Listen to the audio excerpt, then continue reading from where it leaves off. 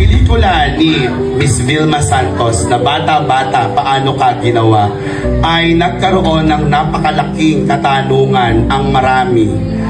Para sa iyo, paano mo ipaliliwanag ang katanungang bakla-bakla, paano ka dumarami? Para po sa akin, ang mga bakla po ay lalak ng Panginoon Diyos.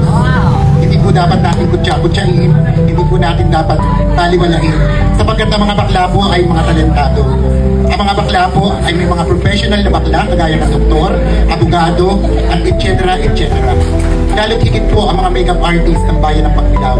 Ipinagmamalaki ko po sila, sapagkat sila ay inubog, nagpakadalubhasa, at sa totoo lamang po, kapag ang makeup artist pumunta sa isang pageant sa ibang lugar, Pagbilao ang pinatatakutan.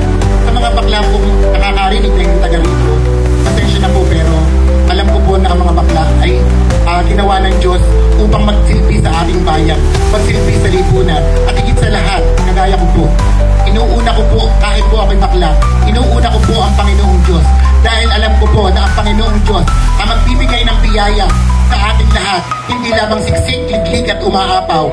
Ito po ay magpapatuloy kung tayo po hindi lamang po mga bakla, tayo po mga tao ay manalig sa Panginoon, sapagkat ang nangyayari po sa ating bansa ay puro trahedya dahil hindi at kulang na po ang kanilang pagdadasal, kulang na po ang kanilang pananalangin. Isinabi ko po yan sapagkat napapanahon. Ang mga bakla, dapat po nating yakapin, mahalin, at tanggapin sa lipunan dahil ang mga bakla po, isang araw magkakaroon ng isang presidenteng bakla. Yun lamang po at maraming salamat. Maraming salamat po, Miss Alex.